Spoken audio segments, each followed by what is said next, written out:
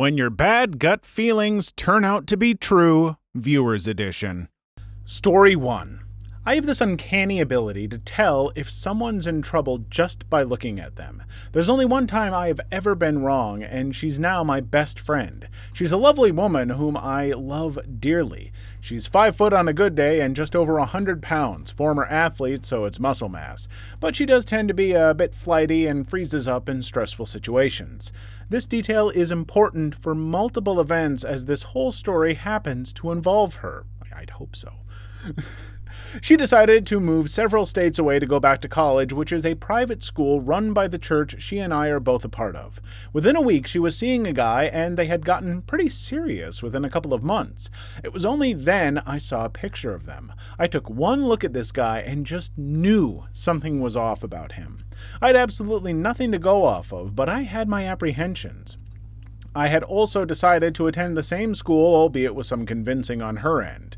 I had also planned a trip out to visit her a week before I was supposed to move up there, where I'd move into the same apartment as her boyfriend. During the trip, though I was trying really hard not to be cynical, I still had this bad feeling about him. I had already told her about that too. As soon as I left, things started falling apart. Once I got settled in after moving, I could tell there was some tension between them by the way she acted and that she did almost all the household chores.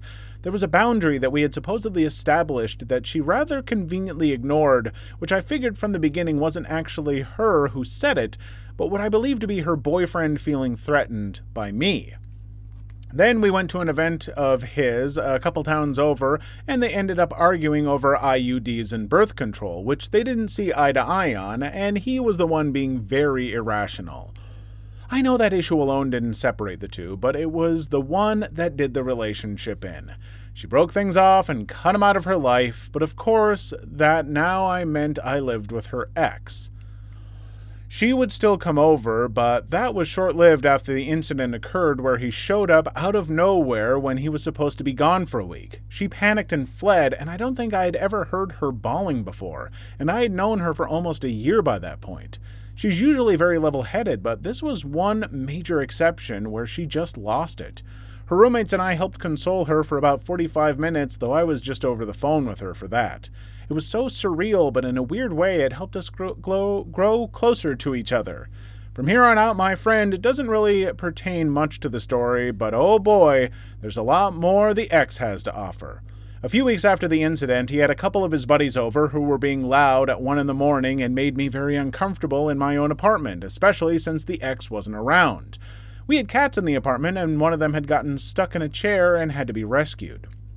I'll admit, I lost my cool a little bit, but I told them that they needed to leave or I would call the cops for trespass, which included a fruitless call with the ex about them. Also, it turns out the ex had lied to them about whose idea the cats were. They believed that my friend had convinced the ex to get the 4 cats, when it was in fact the other way around, that the ex wanted the cats, except not so much anymore. Most on anymore in a bit. So cool, the ex is a liar and hangs around bad company. I'm very lucky my grandparents live in the same town I do, and that one of them was up at 2 a.m. to let me stay the night. Just a few days later, the ex starts planning on taking the cats up to the mountains and releasing them into the wild. My state, and I would assume every other state, but I'm no legal expert, considering doing such a thing as animal cruelty. Fantastic, so the ex is a criminal and the piece of crap towards animals. I took matters into my own hands and took some of the cats to a local no-kill animal shelter. Naturally, the cats weren't spayed, vaccinated, nor microchipped, so guess who got to pay for that? More on that in a bit, too. The ex is also the one who pays rent for the apartment in one lump sum.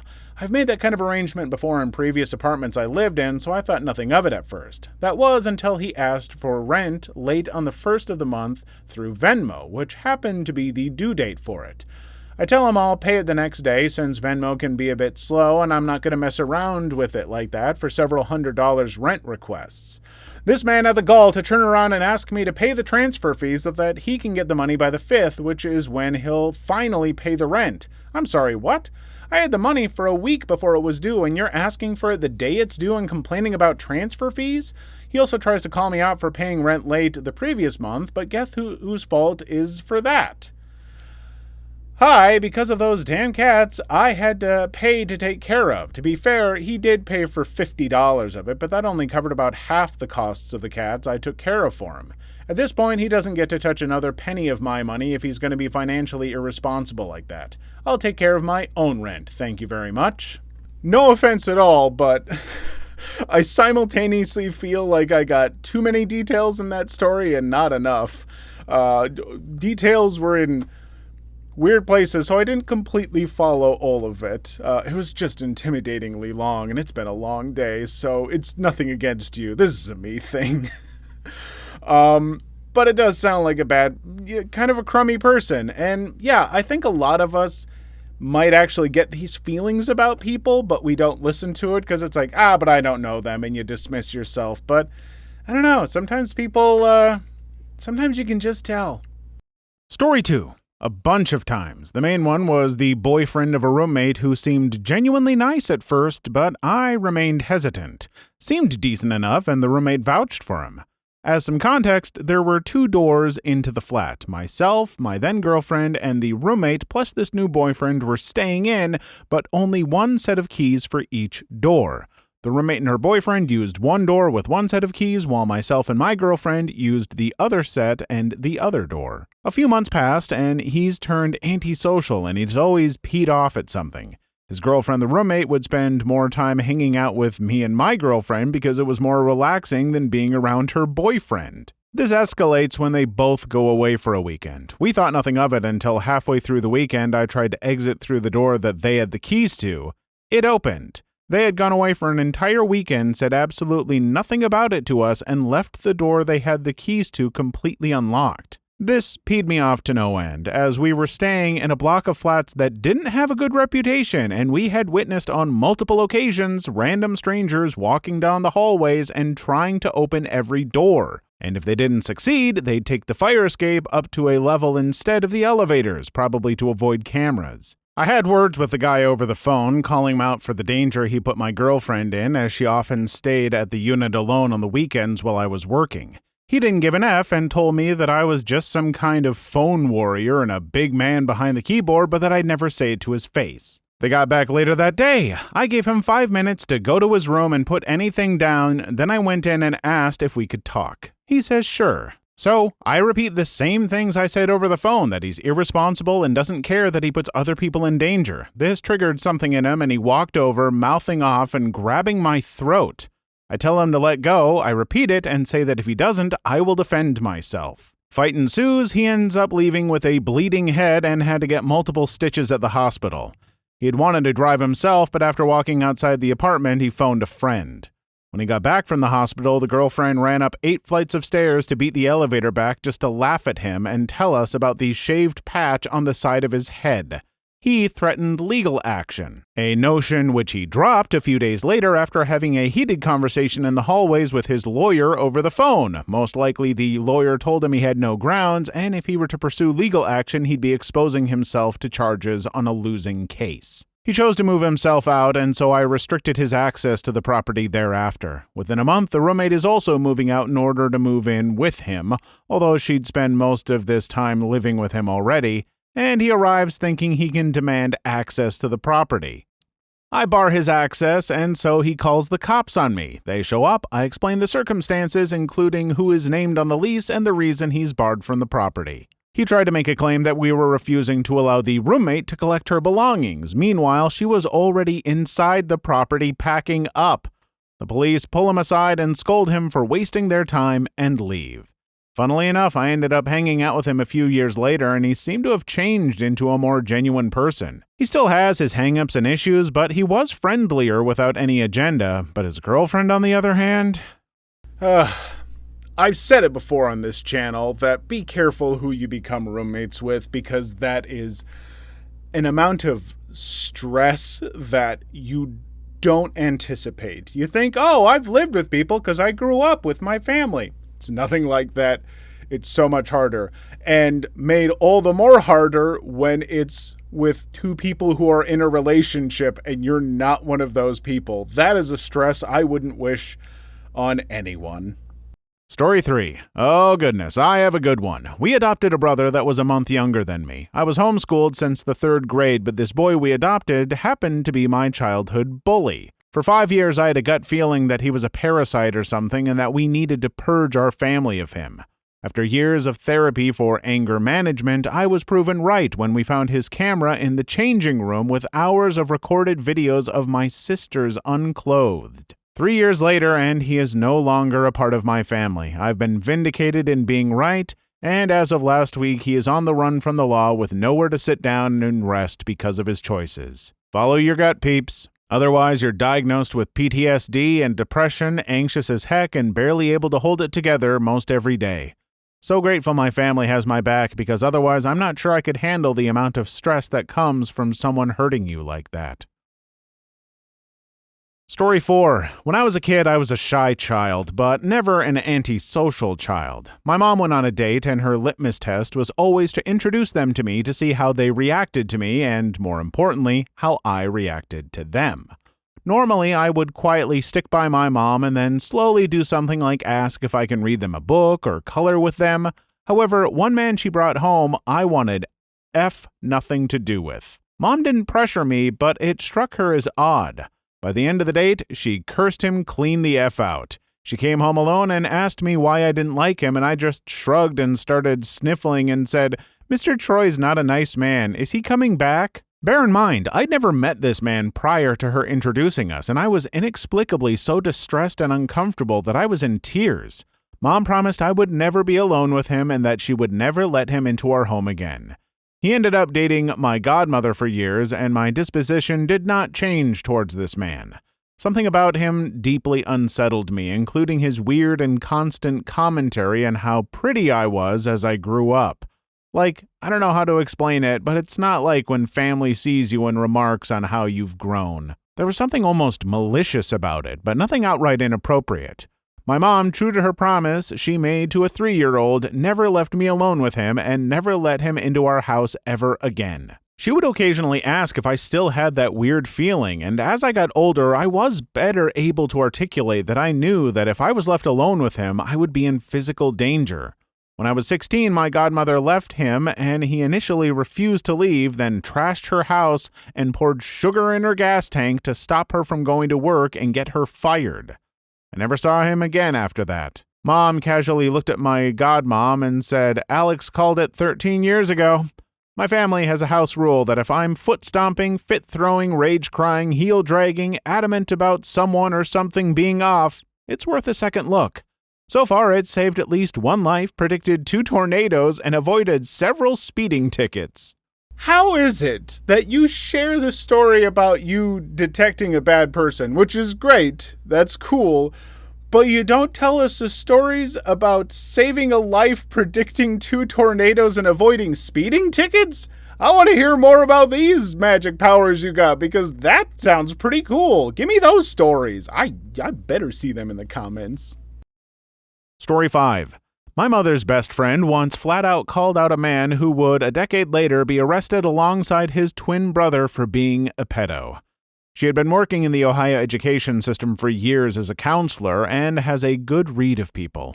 At a high school baseball game, she has this sense something was wrong with the photographer that the unspecified Cincinnati area school district used to take pictures of sports events. She had noticed he was always taking pictures from just behind the male players.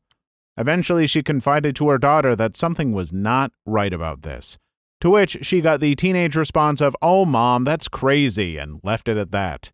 Years later, news broke that yes, this man was a pedo and was working with his brother, a dentist, to trade intercourse with male teens for pharma drugs. There are quacks all over the place, but I would trust her with my life, and she is a very much underappreciated underdog. Story 6. This is basically pathological for me. My gut instinct has literally never been wrong when I meet new people. I can't always put it into words, but somehow I just know when I won't get along with someone. One specific story goes like this. Me and my mother were driving to my brother's place to grab some of my furniture from a storage unit since I didn't have anywhere to store it between moving at the time. We get there and go down to the basement of the apartment building where we meet my brother's girlfriend and their neighbor, whom I'll call Fred. Fred and brother's girlfriend help with moving the boxes out of the unit. Within 10 seconds of meeting the guy, I got a feeling of this dude being creepy. However, there were a lot of boxes, so I didn't feel the need to think any further of it since an extra hand was very welcome. It is at this point I should note the neighbor is a guy. The entire time I make zero effort to talk to the dude as red flags are being set off everywhere in my head, but alas, I let it go as I don't have a precise idea as to why. Fast forward about 20 minutes and my mother and I get into the car and pull out of the apartment complex area and onto the road. At this point I decide to shoot in the dark and ask my mother about it.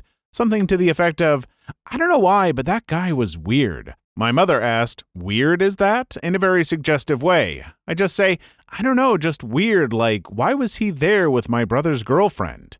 My mother then spills the beans. The neighbor had apparently been coming on to my brother's girlfriend knowing full well she was in a relationship. She'd made it known a few times that she was not interested, but the dude kept persisting. To my knowledge, it never escalated, thank goodness for that, and I never looked into it further. Looking back, this might have seemed a lot weirder, but I live in the kind of area where everyone just helps everyone, so his presence itself wasn't actually suspicious. Somehow I just knew that dude was uncomfortable to be around. Story 7. I was living with my dad at the time. My other siblings were taken from my mother into a foster care home. I was allowed to visit them, which was really exciting. The moment I walked through that door, something felt horribly wrong. I couldn't pinpoint it, but I didn't like these people one bit. Their demeanor felt sickly sweet, and I just wanted away from them. One time they mentioned that they shower with my siblings, and I quickly felt like I was in danger. A few weeks later, when I got back with my dad, they sent him a letter asking to take me. That didn't sit too well with any of us, and we definitely did not agree to it. I told my dad about the shower ordeal too, grossed us all out. I really wanted my siblings out of there, but that's all I knew about them at the time. Years later, my 3 oldest siblings were released back to my mom. The stories they told confirmed my fears. They didn't mention any abuse, thankfully, but they shamed my little sister because she was formerly assaulted. They even taped her to a chair for 3 days. They tore out my older sister's molar as a punishment and forced my little brother to eat a whole chocolate cake until he threw up. That really messes up your stomach, by the way. They threatened my siblings with knives, among other things. I really wish I would have listened to my instinct to bite their faces off the first time I stepped foot inside that house. These people claim to be Christians and go to church. They really liked how enthusiastic I was about God, and that's probably why they wanted me so bad. If they had taken me in, they would have quickly figured out that I don't put up with abuse. I was that kind of kid that would push back 10 times harder if you pushed me. Pushing me, abusing me, it would only encourage me to fight back. They probably would have forced me into juvie or a mental institution to keep me silent, because if they ever threatened my siblings in front of me, only the power of God would hold me back. You know, it's unfortunate because there are a lot of wonderful people who do foster care for kids. I've known a couple in my life because I knew people who were in those foster homes. I was friends with them. And some of these people are just amazing and compassionate and have such big hearts. But somehow there are also just monsters who get into this system, because I've heard of more than just this story about kids getting into foster care that's awful, and I don't know if there's something more that we can do about it, checking up on these kids or what, but something needs to be done to protect those kids. Story 8. A good friend of mine, let's call her C, was friends with her ex, Joey, and still hung out with him every now and then. Everybody in the friend group was familiar with him. He was often invited to play League with our guys and often ate lunch on Fridays with C. I never understood the appeal in him since we never formally met and don't know him much. One day, while me and C were about to eat lunch, as we usually do, C tells me that Joey's plans for lunch that day were canceled. It wasn't a Friday, and asked if he could eat lunch with us. I agreed, excited I could finally meet Joey. Introductions went well, we shook hands, and I invited him to eat with us, but even from the moment C introduced us to each other, I couldn't shake off the feeling that I didn't like Joey.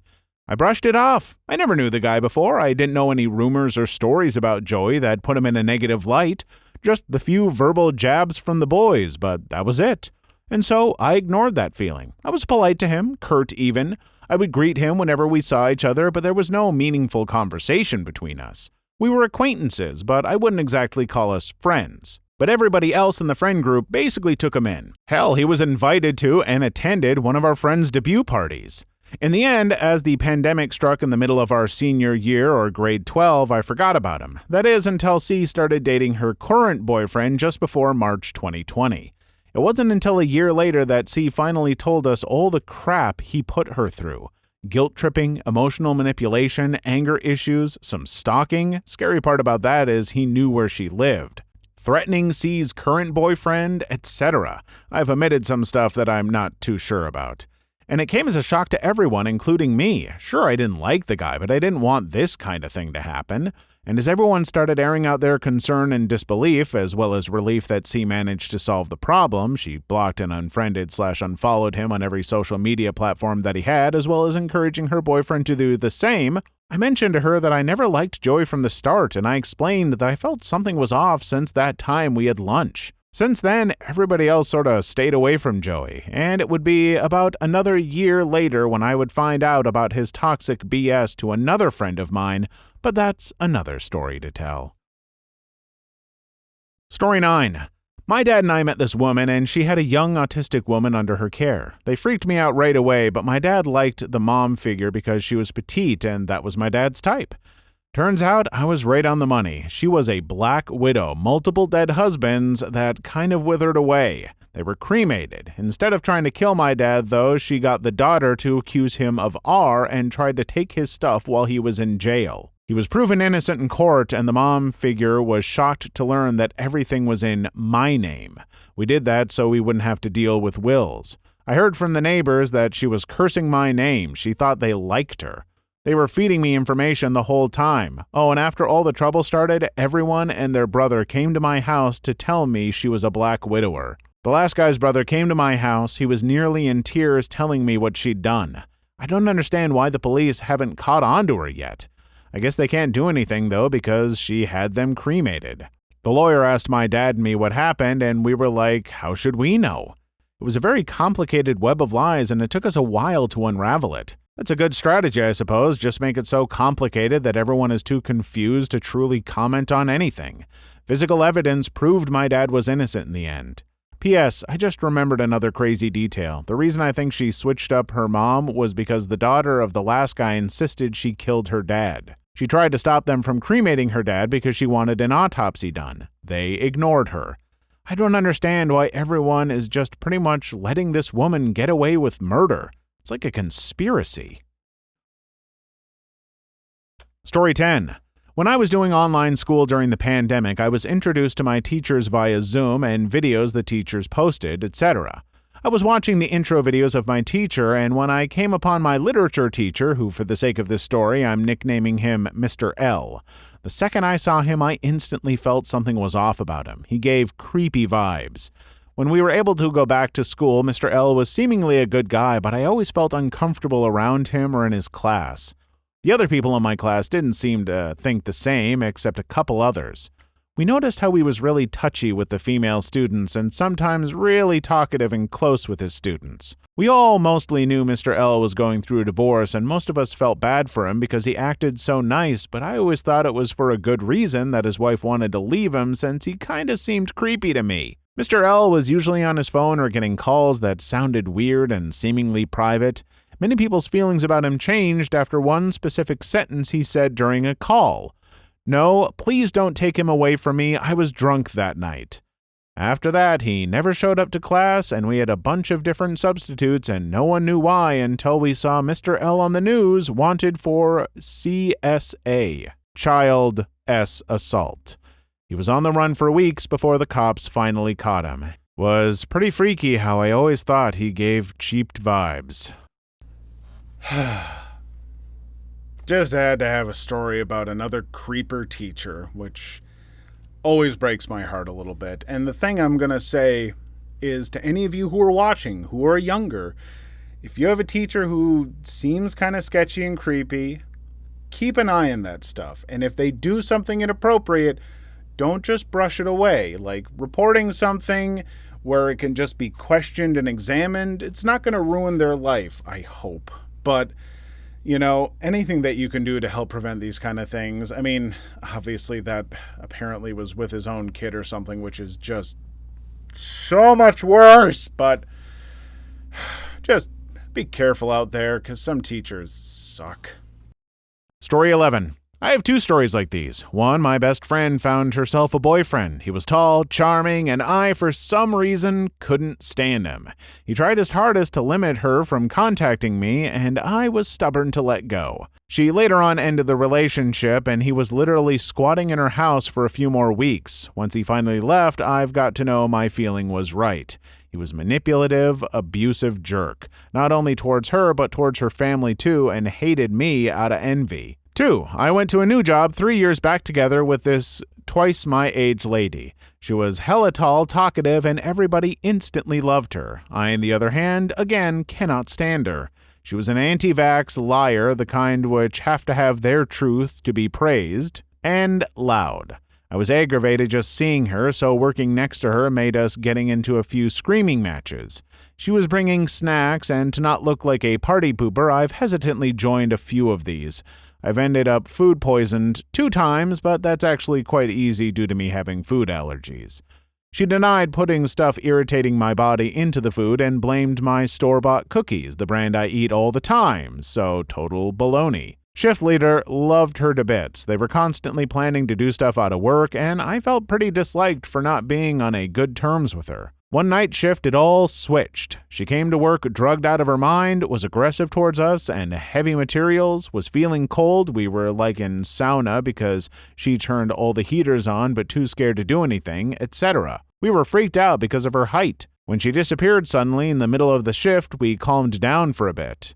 And if she didn't verbally attack our boss coming to morning shift who caught her sleeping, our shift leader would fight for her, saying in the job like a bear. She got fired gladly, but to be honest, the workplace was the worst thing ever happening to me. Bullying, body shaming, and harassment really took a toll on my mental health. Please leave your story in the comments. I would love to make a video on them in the future. Also, don't forget to like and subscribe.